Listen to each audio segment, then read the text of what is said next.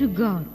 According to Philippians chapter 3, verse 7 and 8, for the sake of the knowledge of Lord Jesus Christ, whatever is the profitable, he counts as a loss. Brother Shauri Babu, black belt 6th Dan in Karate, Judo, Aikido, Kung Fu, Jiu-Jitsu, who is the world-famous martial arts chief coach for commandos who train in 28 countries, anti-hijacking and anti-terrorist troops. For the last 10 years, he was the chief coach of the Royal Oman Police Academy in the Middle East. Now, he resigned his job and preaching the word of God with his wife Veronica Swarnamukhi, who is the world-famous Bharatanatyam artist and Kalaimamani Award winner who represented India in 52 countries. She also gives a testimony by saying, Jesus is the only living God and Savior of this world. Brother Shauri Babu always proves biblical teachings with the historical and scientific evidences. In this message, he has explained with in-depth details of Jesus Christ's sufferings from Last Supper to crucifixion. May the Lord bless as you listen the word of God. Amen. தேவனுக்கே மகிமை. இந்த ஒளிநாடாவில் வரும் செய்தியை வழங்குபவர் சகோதரர் ஷௌரி பாபு அவர்கள். பிலிப்பியர் 3வது அதிகாரம் 8வது வசனத்தில் கர்த்தராகிய கிறிஸ்து இயேசுவை அறிகிற அறிவின் மேன்மைக்காக எல்லாவற்றையும் நஷ்டமென்று எண்ணுபவர். உலக புகழ்பெற்ற மார்ஷல் ஆர்ட் அதிரடி படையின் பிரதான பயிற்சியாளர்.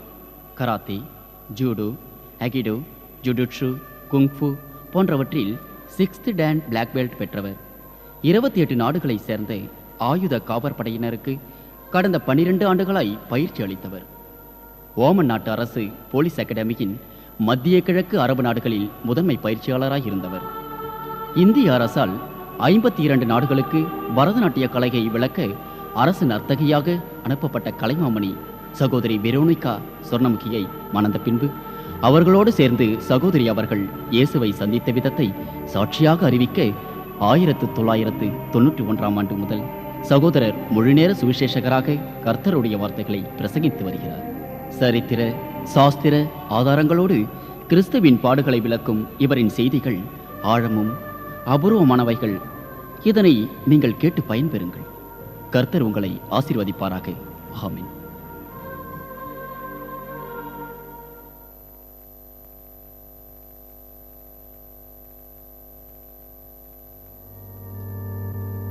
Most gracious loving Father, மகா கிருபை நிறைந்த நேச பிதாவே, the mighty and merciful Lord, மகா வல்லமையும் இரக்கம் நிறைந்த தேவனே, you have sent your only begotten Son Jesus Christ நீர் உமது ஒரே பேரான குமாரனாகிய இயேசு கிறிஸ்துவை அனுப்பினீரே to pay the price of our sins.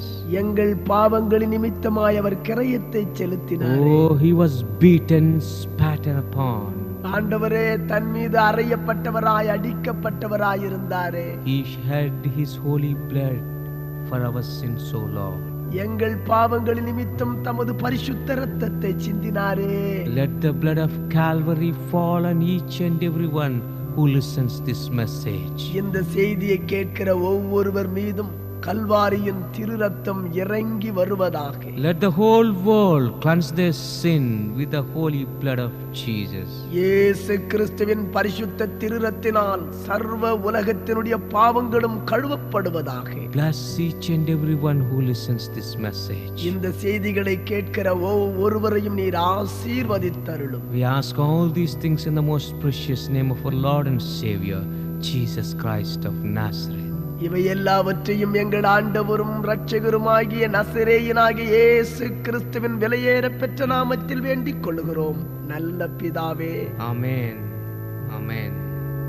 Dear brothers and sisters in Christ, கிறிஸ்துவுக்குள்ளான அன்பான சகோதர சகோதரிகளே, in last 3 cassettes we have seen how Jesus was suffered in the Garden of Gethsemane, brought to religious judges, then to political judges, Herod and Pilate. கடந்த 3 ஒலிநாடாக்களிலும் ஆண்டவராகிய இயேசு கிறிஸ்து Gethsemane தோட்டத்திலே பிடிக்கப்பட்ட பின்பு 3 விதமான அரசாங்க நீதிபதிகளுக்கு முன்பதாக விசாரிக்கப்பட்ட விசாரணைகளை நாம் பார்த்தோம். ஆண்டவராகிய இயேசு கிறிஸ்து பொந்தி பிலாத்துவுக்கும் ஏரோதுவுக்கும் முன்பதாக விசாரிக்கப்பட்டார். The first trial started Thursday night around 11:30 at the Anna's house. முதல் விசாரணை அன்னாவின் வீட்டிலே வைத்து வியாழக்கிழமை ஏறக்குறைய 11:30 அளவிலே துவங்கினது. The second trial started midnight 12:30 at the Caiaphas house. இரண்டாவது விசாரணை நள்ளிரவு 12:30க்கு காய்பாவின் வீட்டிலே துவங்கினது. The third religious trial started early morning 6 o'clock again at the Caiaphas house with the Sanhedrin. மூன்றாவது விசாரணை மறுபடியும் காய்பாவின் வீட்டிலே சனகரிப் சங்கத்துக்கு முன்பதாக நடைபெற்றது.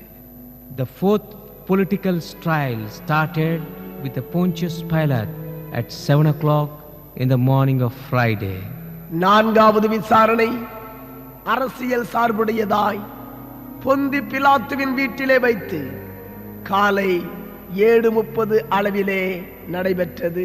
The fifth trial started at the Herod Antipas palace at morning 9 o'clock. காலை 9 மணி அளவிலே ஐந்தாவது அரசாங்க விசாரணை ஏரோது அந்திப்பாவின் வீட்டிலே வைத்து நடைபெற்றது. The sixth, the final trial started at 10:30 at the Praetorium at the palace of Pontius Pilate, fortress of Antonia. ஆறாவது விசாரணை இறுதி விசாரணை அன்டோனியாவினுடைய கோட்டையில் பிலாத்துவினுடைய அரண்மனையில் வைத்து நடைபெற்றது. Now the fifth time Pilate wanted to save Jesus. ஐந்தாவது முறையாக பிலாத்து இப்பொழுது இயேசு கிறிஸ்துவை விடுவிக்க முயற்சிக்கின்றான். When Pilate ordered the flogging, the Jews started jumping. பிலாத்து இயேசுவை வாரினால் அடிப்பிக்க ஆணை பிறப்பித்த பொழுது யூதர்கள் குதிக்கத் தொடங்கினார்கள். The reason is, காரணம் என்னவென்றால் while flogging, வாரினால் அடிப்பிக்கப்படும் பொழுது the victim may undergo 3 varieties of things. 3 விதமான காரியங்களுக்கு உபாதைக்கு உட்படுத்தப்பட்டவன் ஆளாகுவான். First, he may become unconscious while whipping. முதலாவது வாரினால் அடிக்கும் பொழுது அவன் மயக்கமுறுவான். Second thing, he may get mad. இரண்டாவது அவன் பைத்தியம் பிடித்தவனாகி விடுவான். The third thing is sometimes he may die on the spot by stopping the heart. மூன்றாவதாக வாரினால் அடிப்பிக்கின்ற பொழுதே இதயம் நின்று போறவனாக அதே இடத்தில் செத்து மடிவான். The Roman whips are not like our modern whips. ரோமர்கள் சவுக்கடி என்பது இக்காலத்து சவுக்கடியை போன்றதல்ல. It is just 1 feet iron handle. அது ஒரு அடி இரும்பினால் செய்யப்பட்டது. 4 leather thongs will come out of the stem. அந்த கைப்பிடியிலே இருந்து 4 வார்கள் தொங்கிக் கொண்டிருக்கும். In between the leather thongs there will be a ankle bones of the goats or the any animals. அந்த தோல் வார்களின் மத்தியிலே ஆடோ மற்ற விலங்குகளின் சிறு எலும்பு துண்டுகள் அதிலே இணைக்கப்பட்டிருக்கும். In the end of the leather thongs there will be a hooks made with a lead. அந்த வார்களின் முடிவிலே முனையிலே ஈயத்தால் செய்யப்பட்ட கொக்கிகள் இணைக்கப்பட்டிருக்கும். Once the Roman soldier starts whipping that victim, ஒரே ஒரு முறை அந்த குற்றவாளியை அவர்கள் வாரினால் அடிக்கும் பொழுது in 200 places the skin will peel out. 200 இடங்களிலே தோல் உரியும். The agony was so much the victim cannot bear. He will scream. குற்றவாளியால் தாங்க முடியாத அளவுக்கு வாதையும் உபாதையும் ஏற்பட்டு அவன் அலற ஆரம்பிப்பான். Many people will get mad while just getting few whips. சில வாரடிகளையே ஏற்கின்ற பொழுது பைத்தியமே பிடித்து போய்விடுவார்கள் சிலர். And many people will die then and there. அதே இடத்திலே அநேகர் செத்து மடிவதும் உண்டு. That is the reason Jews thought he will die any time, so they were happy and jumping. இந்த காரணங்களால் தானே இயேசு கிறிஸ்து எந்த வேளையிலும் சாகக்கூடும் என்ற நினைப்போடு அவர்கள் ஆனந்தப்பட்டு குதித்தார்கள். Jesus was taken downstairs where the prison cells will be there under the fortress of Antonia. ஆண்டோனியாவினுடைய கோட்டைக்கு அடிப்பகுதியில் அமைந்திருக்கின்ற பாதாள சிறைக்கூடத்திற்கு இயேசுவானவர் எடுத்துச் செல்லப்பட்டார். Other side the rooms for the horses stable. அதனுடைய அடுத்த பகுதியிலே குதிரைகளுக்கு லாயங்கள் அமைக்கப்பட்டிருந்தது. So they took Jesus down. இயேசு கிறிஸ்துவை கீழே அழைத்துச் சென்றார்கள். There will be a pillar which is just 3 feet from the ground. பூமியில் இருந்து 3 அடி உயரமுள்ள சிறு தூண்கள் அங்கே நிறுத்தப்பட்டிருக்கும். They made Jesus to bend over the pillar. அந்த தூண்களின் மீது இயேசு கிறிஸ்துவை குனிய பண்ணினார்கள். Jesus abdomen bends over the pillar. அந்த தூண்களுக்கு மேலாக இயேசு கிறிஸ்துவினுடைய வயிறு பகுதி பதியும். His hands and legs were tied tightly so that he cannot move. இயேசு கிறிஸ்து அசையாதபடிக்கு அவருடைய கால்களும் கைகளும் இணைத்து கட்டப்பட்டன. 4 Roman soldiers. 4 ரோம போர்ச்சேவகர்கள். They are from different parts of the Roman Empire. ரோம சாம்ராஜ்யத்தின் பல பிராந்தியங்களிலிருந்து வரவழைக்கப்பட்டவர்கள். They beat Jesus in criss-cross pattern type without touching the heart. இயேசு கிறிஸ்துவனுடைய இருதயத்தை தொடாத வகையிலே அவர்கள் மாறி மாறி சவுக்கால் விளாச ஆரம்பித்தார்கள். When they are beating mercilessly Jesus, இரக்கமில்லாமல் இயேசுவை அவர்கள் அடித்த பொழுது only first time he screamed. முதல் முறை இயேசு கிறிஸ்து அலறினார். But then onwards he controlled himself without opening his mouth. ஆனால் அதற்கு பிறகு தன்னுடைய வாயை திறவாத அளவிற்கு தம்மை தாமே அடக்கிக் கொண்டார். All of his back was torn. அவருடைய முழு முதுகு பகுதியும் உரிக்கப்பட்டது. The entire area near the pillar was a pool of blood. அந்த தூணை சூழ்ந்திருக்கிற சகல பகுதிகளும் இரத்தங்களால் உறைந்து போனது.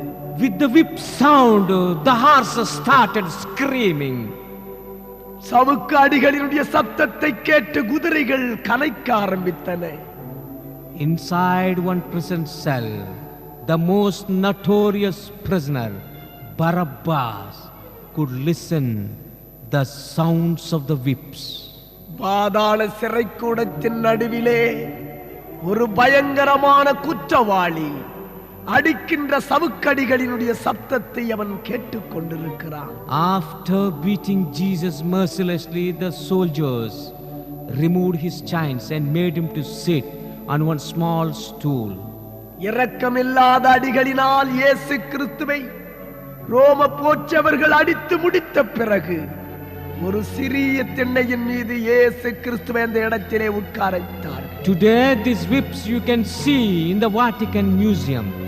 அந்த சாட்டையை இன்றைக்கும் கூட வாட்டிகன் அருங்காட்சியகத்திலே வைத்திருக்கின்றார். The 3 feet pillar you can see in the Holy Church of Sepulchre in Jerusalem today, where Jesus was crucified. அந்த 3 அடி உயரமுள்ள தூணை பரிசுத்த கல்லறை திருச்சபை என்று சொல்லப்படுகிற எருசலேமிலே கட்டப்பட்டிருக்கிற ஆலயத்தின் மையத்திலே இன்றைக்கும் நாம் பார்க்கலாம். The Roman soldiers immediately went searching here and there. ரோம போர்ச்சவர்கள் உடனடியாக அங்கும் இங்கும் தேடிச் சென்றார்கள். At last they found one bush which was dried up. They brought the bush with the thorns. கடைசியாக காய்ந்து கிடந்த ஒரு முள்புதரை அவர்கள் கண்டெடுத்து அதனை கொண்டு வந்தார்கள்.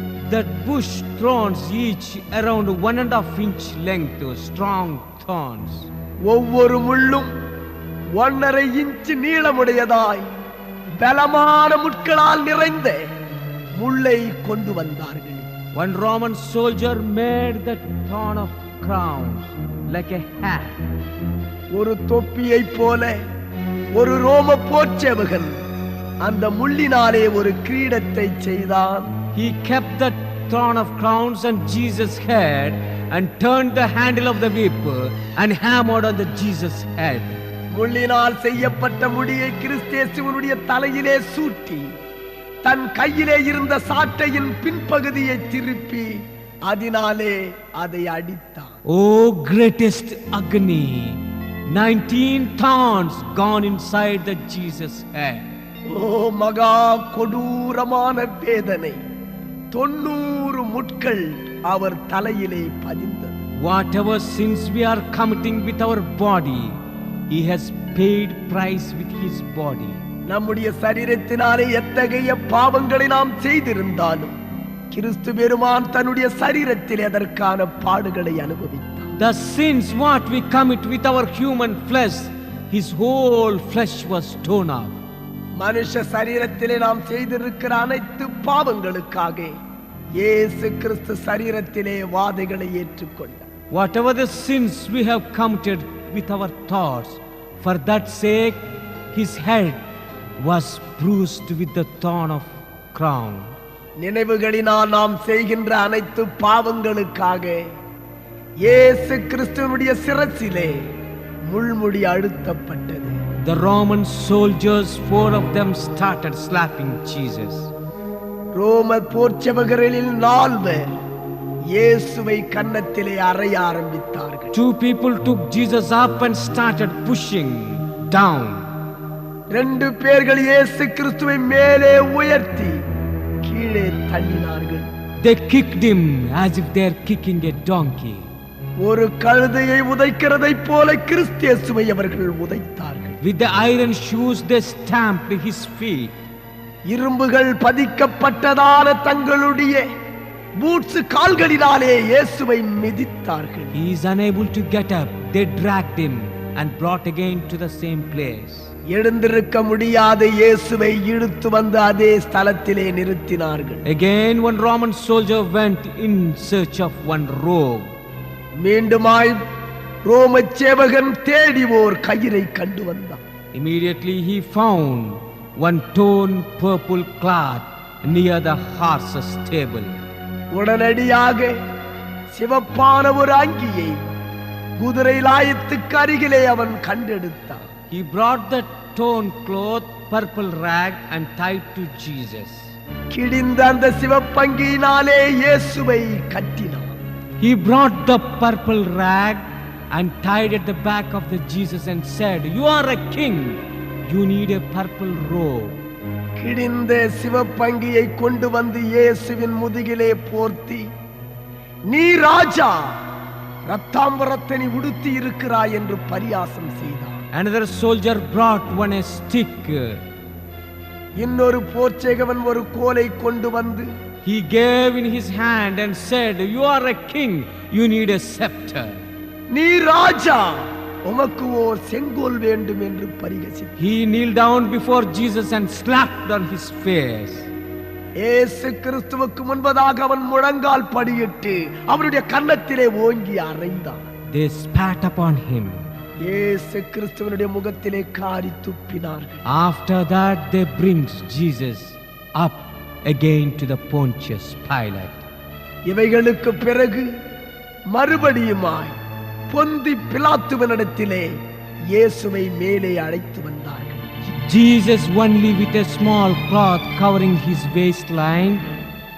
இயேசு கிறிஸ்து தன் அறையை மறைக்க ஒரு சிறு துணியினால் மூடியவராய், with a crown of thorns on his head, முள் கிரீடத்தை சிரசிலே பூண்டவராய், one torn purple rag at his back, தன்னுடைய மேலே ஒரு கிழிந்த சிவப்பங்கியை தரித்தவராய், both the hands tied and one stick in his hand, இரு கரங்களும் கட்டப்பட்டு கையிலே ஓர் கோல் கொடுக்கப்பட்டவராய், bleeding from head to toe.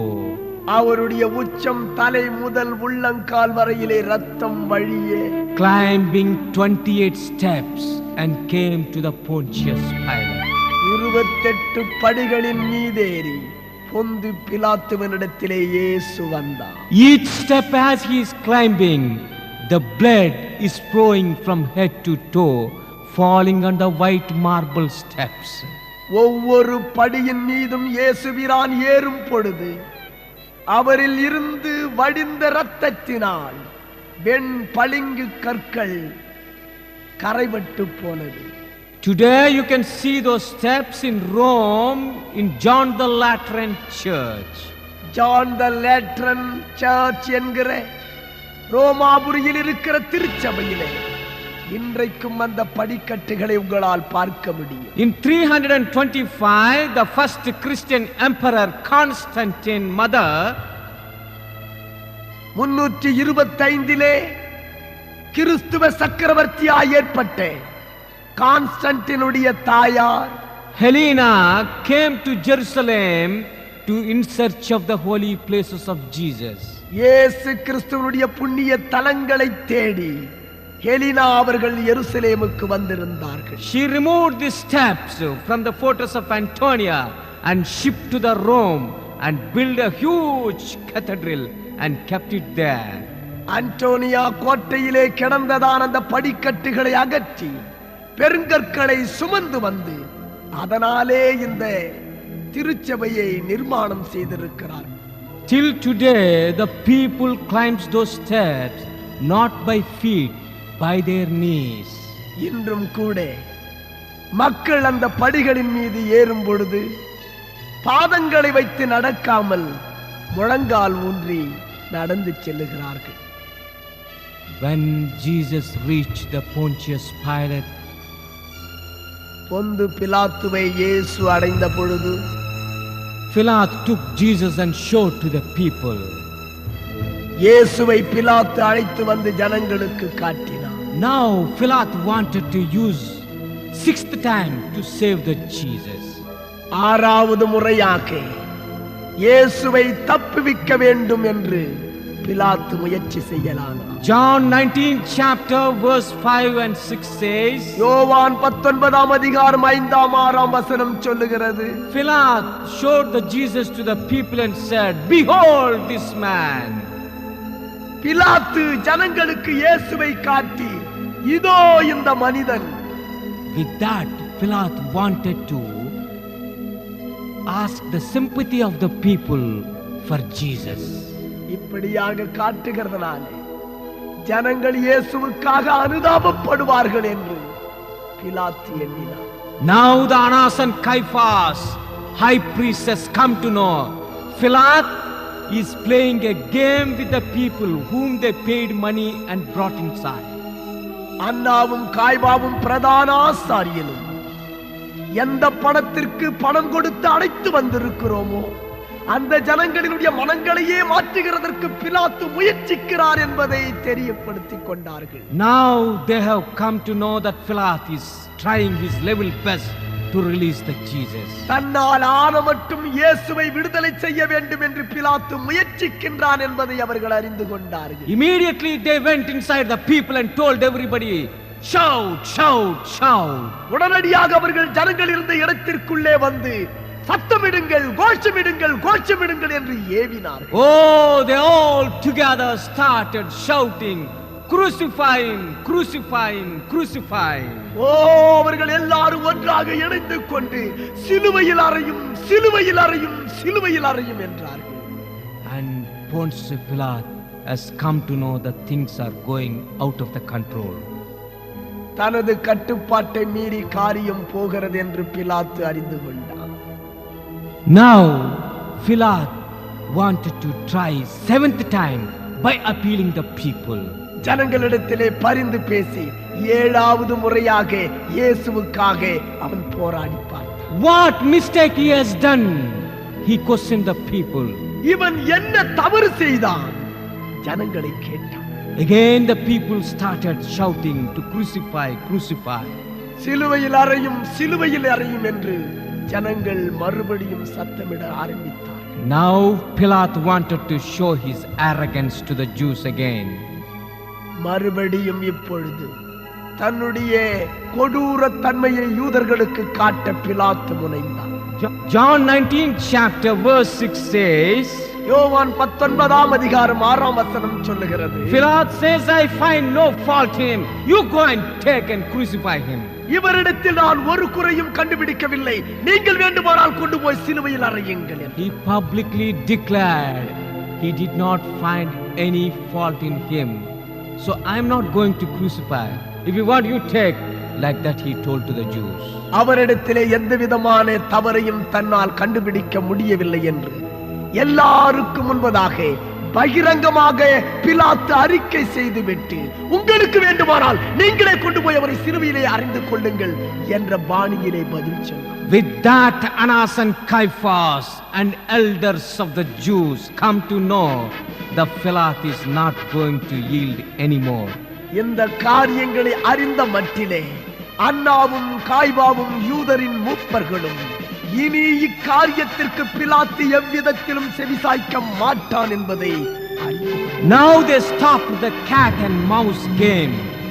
மறுபடியும் எலி பூனை தகராறை அவர்கள் மீண்டும் உண்டு பண்ண பார்க்கிறார்கள். Now they stopped all the crooked politics. அவர்களுக்கு அறிந்த குறுக்கு வழி அரசியலை அவர்கள் இப்பொழுது நடப்பிக்க முற்படுகிறார்கள். Now they want to confront the Pontius Pilate face to face. இப்பொழுது எப்படியாகிலும் முகமுகமாக பிலாத்துவை எதிர்க்க வேண்டும் என்று முற்படுகிறார்கள். John 19 chapter 7th word says, யோவான் 19:7 சொல்லுகிறது, they bring back the releases charges again. மறுபடியும் அவர்களுடைய சமயத்தை சார்ந்த குற்றச்சாட்டுகளை கொண்டு வருகிறார்கள். All this time they are bringing only political charges on Jesus.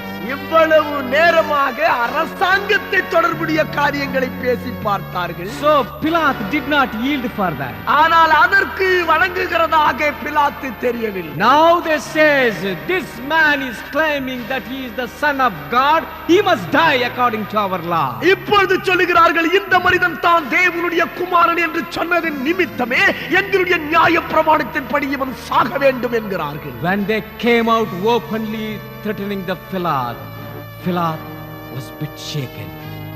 நேரடியாகவே பிலாத்தை அவர்கள் அச்சுறுத்த துவங்கின பொழுது பிலாத்து மெய்யாகவே ஆட்டம் கண்டார். Immediately he took Jesus inside again. உடனடியாக இயேசுவை மீண்டும் உள்ளே அழைத்துச் சென்றார். He questions the Jesus. இயேசுவை அவன் கேட்கின்றான், Who are you? From where you have come? யார் நீ? நீ எங்கே இருந்து வந்தவன்? Jesus did not open his mouth. இயேசு தன் வாயை திறக்கவில்லை. The reason is now Jesus come to know Pilate was started cracking inside. இயேசு கிறிஸ்துவுக்கு இப்பொழுது தெரியும் பிலாத்து தனக்குள்ளே ஆட்டம் கண்டுவிட்டார் என்று. When Jesus did not speak anything and became a silent, இயேசு கிறிஸ்து ஒன்றும் பேசாமல் மௌனமாயிருந்த பொழுது Pilate pride was hurt. பிலாத்துவின் மமதை மறைந்தது. With anger he questions the Jesus. கோபத்தோடு கூட இயேசுவினிடத்திலே கேள்வி எழுப்புகிறார். Don't you realize that I have power to release you or crucify you? உன்னை விடுதலையாக்கவும் சிலுவையிலே அறையவும் எனக்கு அதிகாரம் உண்டு என்று உனக்கு தெரியாதா? Then Jesus opens his mouth and says to Pilate point blank. இப்பொழுது இயேசு கிறிஸ்து தன் வாயை திறந்து திட்டம் தெளிவுமாய் பிலாத்துவினிடத்திலே சொல்லுகிறார், Until unless it is given from above to you, you have no right on me. பரலோகத்திலிருந்து ஒரு அதிகாரம் உனக்கு அருளப்படாதிருந்தால் என் மீது உனக்கு எந்த அதிகாரமும் இல்லை. With that Pilate was shocked. இதை கேட்டவுடனே பிலாத்து அதிர்ச்சி அடைந்தார். Pilate realized that Jesus is innocent. இயேசு குற்றமற்றவர் என்பதை பிலாத்து உணர்ந்தார். He brings the Jesus out. இயேசுவை வெளியே அழைத்து வந்தார். Then Jews started shouting him, if you release him, you are not the friend of Caesar. இப்பொழுது யூதர்கள் சத்தமிடுகிறார்கள், அவனை நீ விடுவித்தால் நீ ராயனுக்கு சிநேகிதன் அல்ல. Crucify him, crucify him. They started with a roar. அவர்கள் மகா சத்தமாய் அவனை சிலுவையில் அறையும், சிலுவையில் அறையும் என்று கூக்குரலிட்டார். Pilate wanted to insult the Jews. இப்பொழுது யூதர்களை அலட்சியம் பண்ண வேண்டும் என்று பிலாத்து எண்ணினான். Pilate brought Jesus to a place called Gabbatha. பிலாத்து இயேசுவை கபத்தா என்று அழைக்கப்படுகிற இடத்திற்கு அழைத்து வந்தான். That place in the Praetorium, in the fortress of Antonia, it's an open place. அந்தோனியாவினுடைய கோட்டைக்குள்ளே அந்த இடம் ஒரு தளவரிசைப்படுத்தப்பட்டதாயிருந்தது. Pilate was sitting on his judgment throne. பிலாத்து தனது நியாயாசனத்திலே அமர்ந்திருந்தான். He brought the Jesus near to him. இயேசு கிறிஸ்துவை அவனுக்கு அருகிலே கொண்டு வந்தார்கள். He told to the Jews by showing the Jesus. யூதர்களுக்கு இயேசுவை காட்டி சொன்னார். Behold your king. இதோ உங்களுடைய ராஜா. When the Annas and Caiaphas and Jewish elders heard this word, it is like a burning to them. அன்னாவும் காய்பாவும் யூத மூப்பர்களும் இந்த வார்த்தைகளை கேட்ட பொழுது அவர்களை தீயிலே போட்டதை போல் இருந்தது. This word is like a pouring a petrol on them and putting a fire to them. இந்த வார்த்தையானது பெட்ரோல் அவர்கள் மீது விட்டு தீ கொளுத்துவதற்கு ஒப்பாகும். The reason is they know the Pontius Pilate is insulting. Our king is like in this Galilean carpenter with rags and bleeding. ஏனென்று சொன்னால் அவர்களுக்கு தெரியும் எங்களுடைய மானத்தை கேவலப்படுத்துகிறதற்காக கலிலேயாவிலிருந்து வந்த இந்த தச்சனுடைய குமாரனாகிய அரை நிர்வாணியை பார்த்து எங்களுக்கு அரசன் என்று சொல்லுகிறான். That means Pontius Pilate directly insulting every Jew in the nation. இப்பொழுது அந்த தேசத்தில் இருக்கிற அத்தனை யூதர்களையும் நேரடியாகவே அவமானப்படுத்திக் கொண்டிருக்கிறான் பிலாத்து. Now the Jews wanted to teach a lesson to the Pontius Pilate. இப்பொழுது யூதர்களுக்கு பொந்தி பிலாத்துவுக்கு ஒரு பாடம் கற்பிக்க வேண்டும் என்ற திட்டம். Immediately they rose up and said, we have no other king other than Caesar. இப்பொழுது அவர்கள் எல்லாரும் எழுப்பி சொல்லுகிறார்கள், ராயனே அல்லாமல் எங்களுக்கு வேறே ராஜா இல்லை. This word is like a hammer on his head for the Pontius Pilate. இந்த வார்த்தை பிலாத்துவினுடைய நெற்றியிலே சுத்தியல் அடியாக பட்டது. He could not believe his ears as well as his eyes. இப்பொழுது அவனுடைய காதுகளையும் கண்களையுமே நம்ப முடியாதவனாய் பிலாத்து நின்றான். Because Pilate experienced with these people so many years how they are dead against the Roman Empire and the Caesar. ரோம ராயருக்கும் சீசருக்கும் எவ்வளவாய் எதிர்ப்பாளர்களாய் இத்தனை காலங்கள் இந்த யூதர்கள் இருந்திருக்கிறார்கள் என்பதை அவன் அனுபவித்திருக்கிறான். These are the people refused to pay the taxes to the Caesar. இந்த மக்கள் தானே ராயனுக்கு வரி செலுத்த மறுத்தவர்கள். These are the people refused keep the Caesar's statues in the cities of Jerusalem. எருசலேம் பட்டணத்திலே ராயனுடைய சிலைகளை அமைப்பதற்கு எதிர்ப்பு தெரிவித்தவர்கள் இந்த மக்கள் தானே. These are the people with full of resentment against the Roman Empire. ரோம சக்கரவர்த்திகளுக்கு எதிரான எதிர்ப்பு குணமுடையவர்கள் இந்த மக்கள் தானே. Now they are telling Caesar is their only king. இப்பொழுது சொல்லுகிறார்கள் ரோம ராயனே எங்கள் ராஜா என்று. Pontius Pilate could not believe. பொந்தி பிலாத்துவினால் நம்பவே முடியவில்லை. Now the Jews are using the final trump card.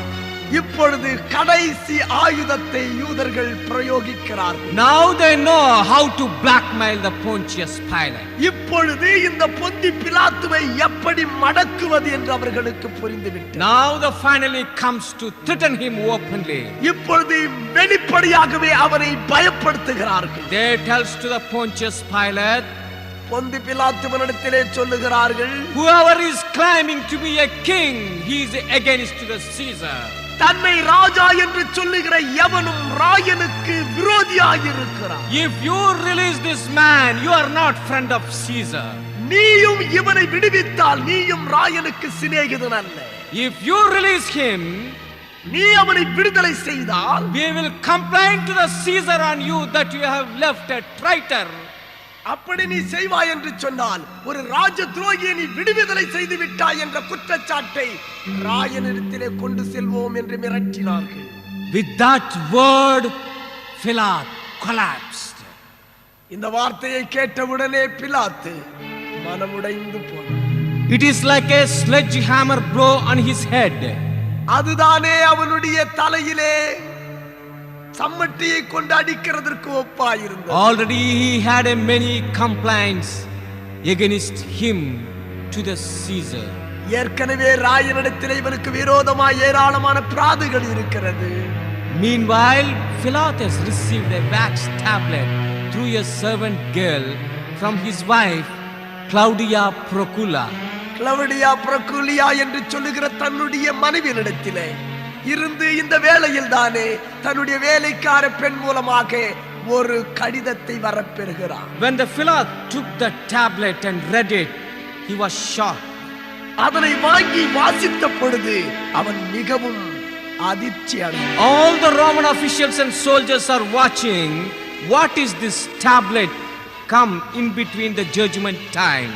நீதி விசாரணையின் தருணத்திலே இடையிலே வருகிறதான இந்த கடிதம் என்னவாய் இருக்கும் என்று ரோம அதிகாரிகளும் போற்றவர்களும் கூர்ந்து கவனிக்க ஆரம்பித்தார். It is the letter from his own wife. அது தனது மனைவியினிடத்திலிருந்து வந்த கடிதம். This Claudia Procula is the daughter of Julia. இந்த கிளவுடியா புரோக்குலா ஜூலியாவினுடைய மகள். This Julia was the third daughter of Caesar Augustus. இந்த ஜூலியா அகஸ்து ராயனுடைய மூன்றாவது மகள். This Julia has been married as a fourth husband to Caesar Tiberius. திபேரியா ராயனை இந்த Julia தன்னுடைய நான்காவது கணவனாக திருமணம் செய்திருந்தார். But this Julia is not faithful to her husband Tiberius. ஆனால் தைபேரியஸ் ஆகிய தன்னுடைய கணவனுக்கு இந்த ஜூலியா உண்மையாய் இருக்கவில்லை. She had an illegal relationship with a Roman knight. அங்கே இருந்ததான ஒரு ரோம போர் வீரனோடு கூட இவள் கள்ள தொடர்பு வைத்திருந்தாள். To him she bore this Claudia Procula. அவனுக்கு தானே இந்த கிளவுடியா புரோக்குலாவை இவள் பெற்றெடுத்தாள். When the emperor Tiberius has come to know this, he chased her out of the country with the child. அந்த குழந்தையோடு கூட அவளை இந்த காரியம் தெரிய வந்த பொழுது அவளுடைய கணவன் நாட்டை விட்டே வெளியேற்றினான். At the age of 13 years for the Claudia Procula, the Julia sent her to her father Tiberius. 13 வயது பிள்ளையாக புரோக்குலியா இருக்கின்ற பொழுது ஜூலியா அந்த பிள்ளையை மறுபடியும் தகப்பனிடத்திலே அனுப்பி வைத்தார். At the age of 16, Tiberius gave the Claudia Procula to the Pontius Pilate for the marriage. Claudia Procula 16 வயதுடையவளாய் இருந்த பொழுது அவளுடைய தகப்பனார் அவளை பிலாத்துவுக்கு மனைவியாக மணம் செய்து வைத்தார். Philot had got the ambition to become the Roman emperor. எப்படியாகிலும் ரோம சக்கரவர்த்தி ஆக வேண்டும் என்கிற பேராசை இந்த பிலாத்துவுக்கு இருந்து வந்தது. His main ambition is to become the emperor of the Rome. ரோம சக்கரவர்த்தி ஆய்த்தான் ஆக வேண்டும் என்பதே அவனுடைய பேராவலாய் இருந்தது. So Pontius Pilate has come to know that dreams will shatter. ஓ தன்னுடைய கனவுகள் கலைக்கப்படும் என்ற காரணத்தை பிலாத்து உணரலானார். Now when he read the letter of his wife, இப்பொழுது தன்னுடைய மனைவியினுடைய கடிதத்தை அவன் வாசிக்கிற வேளையிலே she warned him, you be careful judging this righteous man. இந்த நீதிமானுடைய விசாரணையிலே நீங்கள் எச்சரிக்கையாயிருங்கள் என்று சொல்லி தன் மனைவியால் அவள் எச்சரிக்கப்பட்டிருந்தாள். I have suffered lot last night in the dream about him. இவர் நிமித்தம் என்னுடைய சொப்பனத்திலே நான் அதிகமாய் பாடுபட்டேன் என்று அதிலே எழுதியிருந்தது. Matthew 27 chapter verse 19 says, மத்தேயு 27 அதிகாரம் வசனம் 19 சொல்லுகிறது, Claudia is the only one woman who came in defense of Jesus.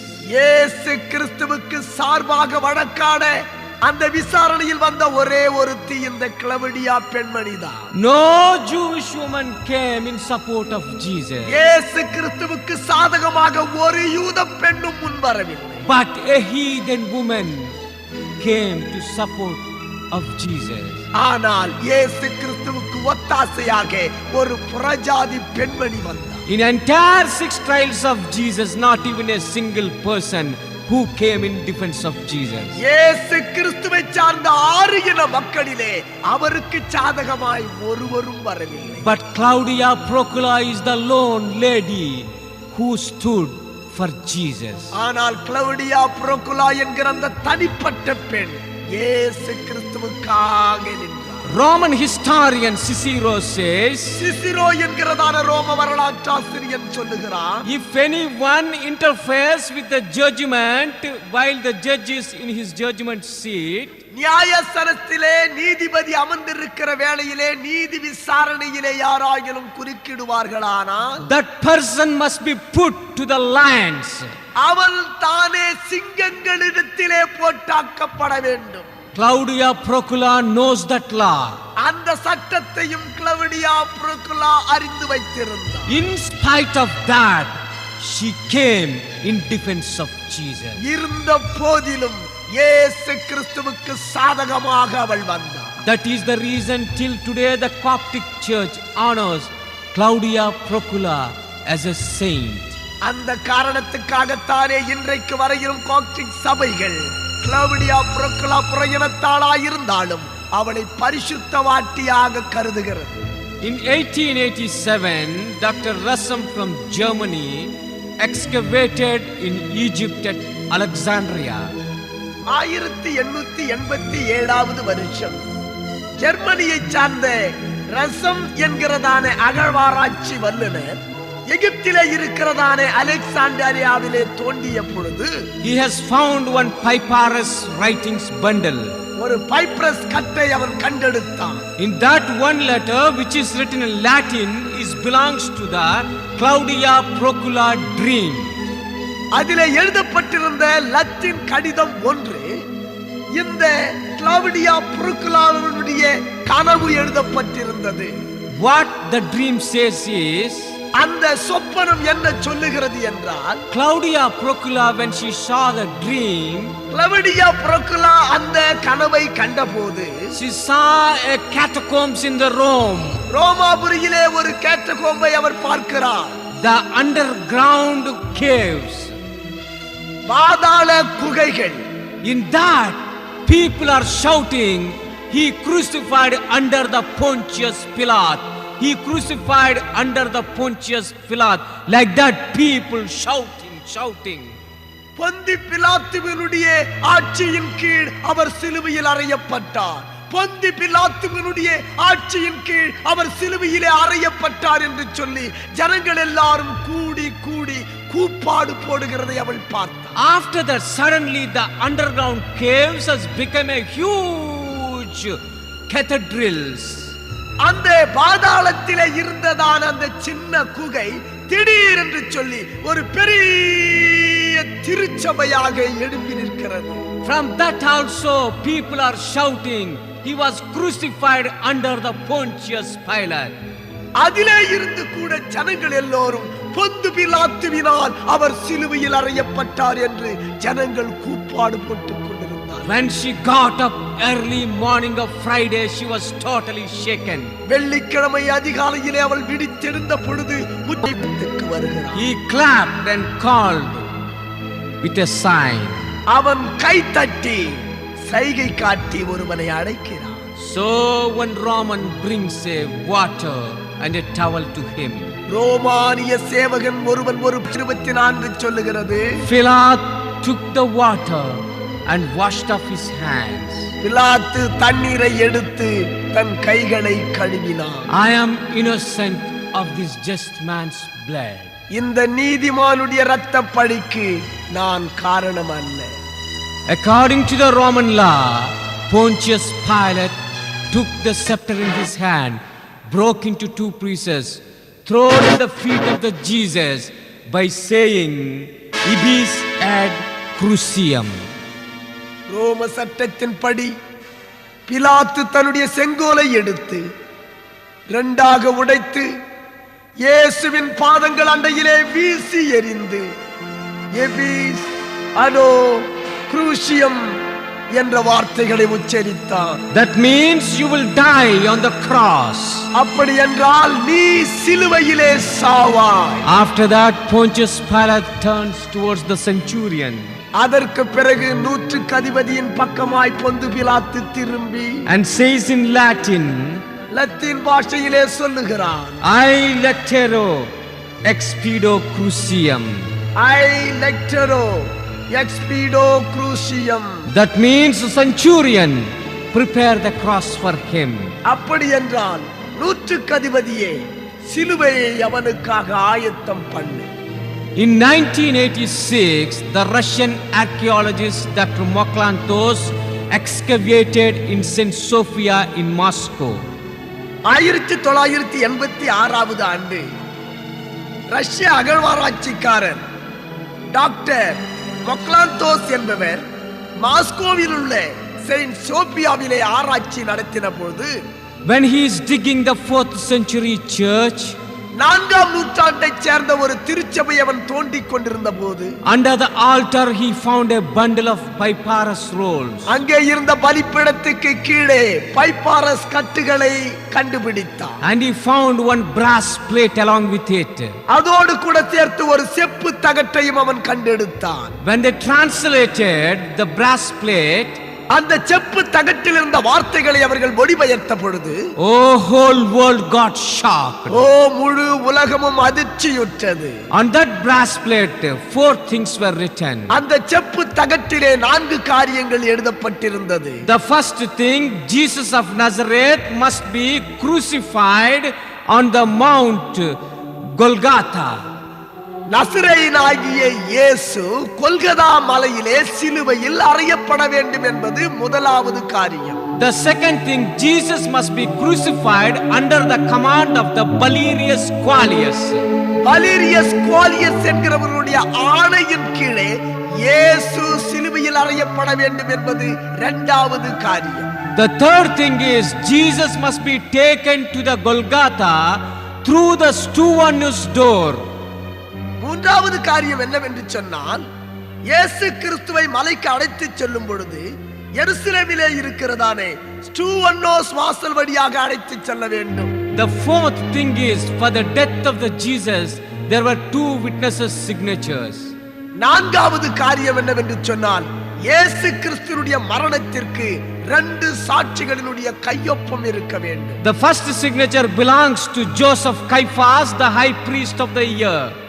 அதிலே இருக்கிற முதல் கையொப்பம் யாருடையது என்று சொன்னால், ஜோசப் கைபாஸ் என்று சொல்லுகிறதானே அந்த வருஷத்து பிரதான ஆசாரியன். The second signature belongs to Daniel Rabboni. இரண்டாவது கையெழுத்து டேனியல் ரபோனியை சேர்ந்தது. Today you can find this Latin written brass plate in the Moscow Museum. இன்றைக்கும் இந்த லத்தீனிலே எழுதப்பட்ட செப்பு தகட்டை மாஸ்கோவிலே இருக்கிற மியூசியத்திலே நாம் பார்க்கலாம். Now, as soon as Pontius Pilate declared that he is innocent of the just man's blood, இந்த நீதிமானுடைய இரத்தப்பழிக்கு நான் காரணம் அல்லவென்று சொல்லி பிலாத்து கை கழுவின உடனே, Matthew 27 chapter verse 25 says, மத்தேயு 27ஆம் அதிகாரம் 25வது வசனம் சொல்லுகிறது, all the Jews shouted with a joy. யூதர்கள் எல்லாரும் மகிழ்ச்சி ஆரவாரம் செய்தார்கள். So the Jews were so happy because they defeated the Pontius Pilate. பொந்து பிலாத்துவை தோற்கடித்து விட்டோம் என்ற ஆனந்தத்திலே திளைத்தார்கள் யூத மக்கள். They have won open battle with him. ஏனென்றால் பிலாத்துவுக்கு எதிராய் நடந்த நேரடி மோதலிலே அவர்கள் ஜெயித்து விட்டார்கள். Today the judgment place Gabbatha, which is in Antonia fortress, turned as a convent of Sisters of Zion. இயேசு கிறிஸ்துவை நியாயம் தீர்த்த கபத்தா என்று சொல்லப்படுகிற அன்டோனியா கோட்டையில் இருக்கிறதான அந்த ஸ்தலம் இப்பொழுது சிஸ்டர்ஸ் ஆஃப் ஜயன் என்று சொல்லப்படுகிற கான்வென்ட் நடக்கிற இடமாக இருந்து கொண்டிருக்கிறது. Till today you can see the place where Pontius Pilate gave a judgment. It was preserved with a glass. They are not allowing anybody to climb that place. இன்றைக்கும் கூட இயேசு கிறிஸ்துவுக்கு பிலாத்து தீர்ப்பு வழங்கின அந்த மேடையை கண்ணாடிகளினாலே பாதுகாத்து இன்னமும் வைத்திருக்கிறார்கள். அதற்குள்ளே பிரவேசிக்க ஒருவரையும் அனுமதிக்கிறது இல்லை. Matthew 27 chapter verse 25 says, மத்தேயு 27ஆம் அதிகாரம் வசனம் 25 சொல்லுகிறது, Jews shouted that his blood should be upon us and upon us our children. அவனுடைய இரத்தப்பழி எங்கள் மீதும் எங்கள் பிள்ளைகள் மீதும் இருக்கட்டும் என்று சொல்லி யூதர்கள் சத்தமிட்டார்கள். They have asked the blood of the Son of God for the curse upon them and upon their children for generations. தேவகுமாரனுடைய இரத்தத்தின் நிமித்தமாக வருகிறதான சாபம் தங்கள் மீதும் தங்கள் பிள்ளைகளின் தலைமுறை மீதும் இருக்கட்டும் என்று அவர்கள் கேட்டுக்கொண்டார்கள். Exactly the curse of the blood of Jesus came upon them in AD 70, August 29. இயேசு கிறிஸ்துவினுடைய இரத்தத்தினாலே ஏற்பட்டதான சாபம் சரியாய் அவர்கள் மீது ஆகஸ்ட் திங்கள் 29வது நாள் கிபி 70ஆம் ஆண்டிலே வந்தது.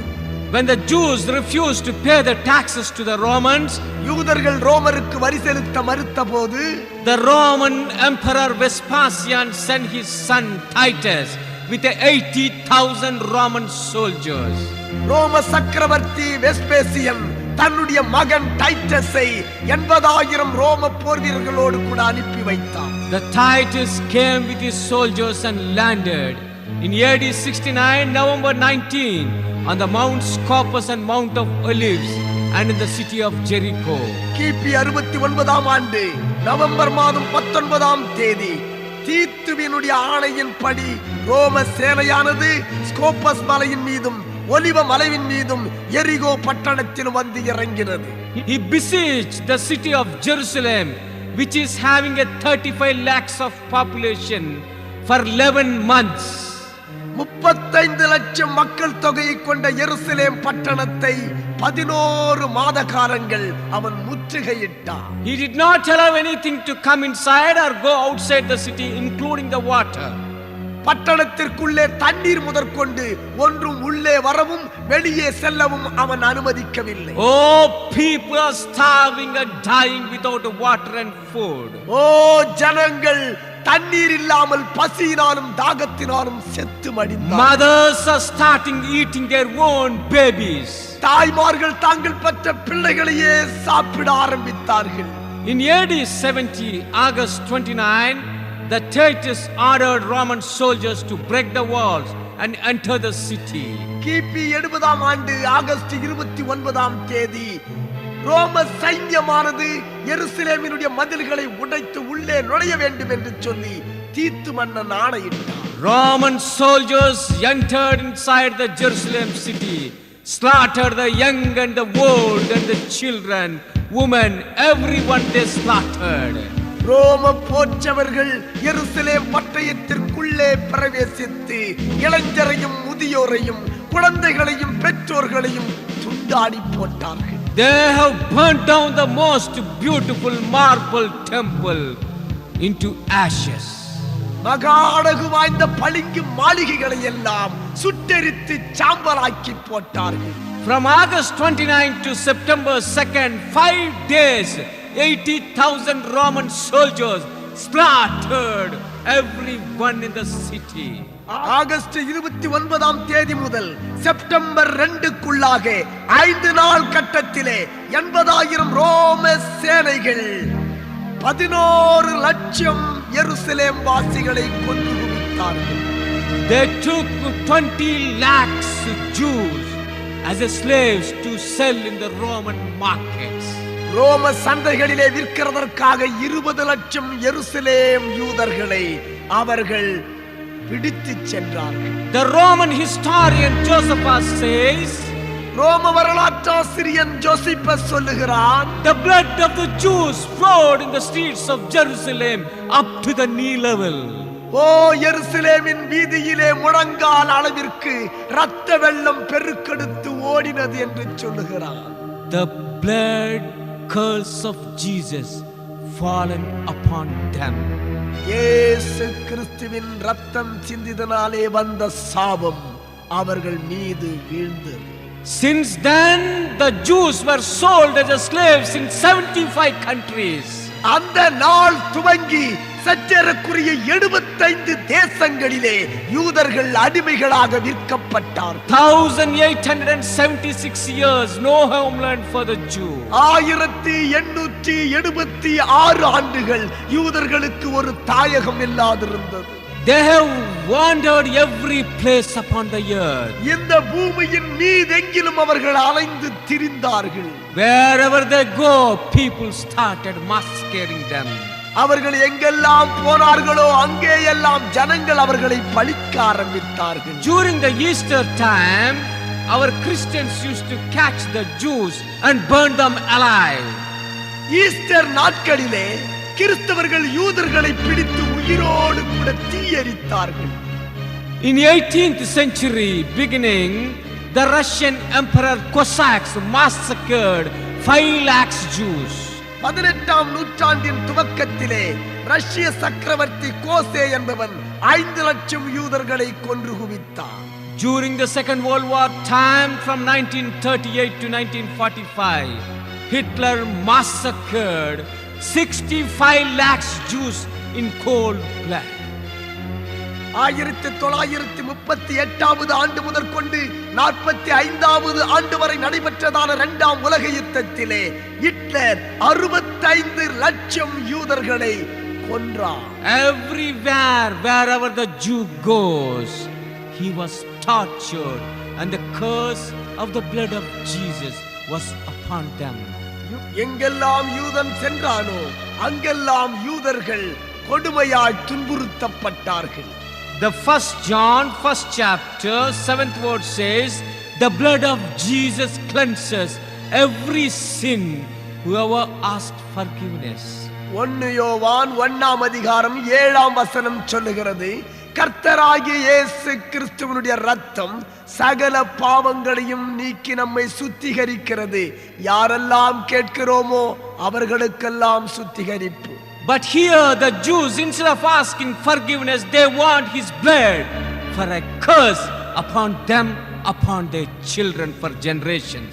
ஆனால் யூதர்களுக்கோ இயேசுவின் இரத்தம் தங்களை சுத்திகரித்திருக்கிறதற்காக அல்ல, தங்களுக்கும் தங்களுடைய பிள்ளைகளின் பிள்ளைகளுக்கும் சாபமாய் அமையட்டும் என்று கேட்டுக்கொண்டார்கள். Now in cassette number 5, we will see how Jesus was crucified. இப்பொழுது 5வது பாகம் ஒலிநாடாவிலே ஆண்டவராகிய இயேசு கிறிஸ்து எப்படியாக சிலுவையிலே அறையப்பட்டார் என்ற காரியத்தை பார்க்கலாம். We will see how he carried the cross and what way he went, what sort of agony he went. ஆண்டவராகிய இயேசு கிறிஸ்து சிலுவையை எப்படி சுமந்து எந்த பாதைகளின் வழியாய் கடந்து போனார், எத்தகைய வேதனைகளை அனுபவித்தார் என்று பார்க்கலாம். Why he has spoken only 7 words in 3 hours on the cross. 3 மணி நேரங்களிலே சிலுவையில் இயேசு கிறிஸ்து ஏன் வெறும் 7 வார்த்தைகளை மாத்திரம் பேசினார்? These are all things we will meditate in the volume number 5. இவை எல்லாவற்றையும் 5ஆம் பாகம் ஒலிநாடாவிலே கேட்கலாம். Amen. Amen.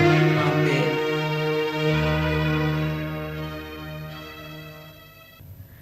Dear brothers and sisters, please contact for your prayer requests and for these cassettes Brother K. Shauri Babu, Word of Life Association, Zion, 113, Santhum High Road, Madras 600028, India. Telephone code 044 494 2243 and 495 2831.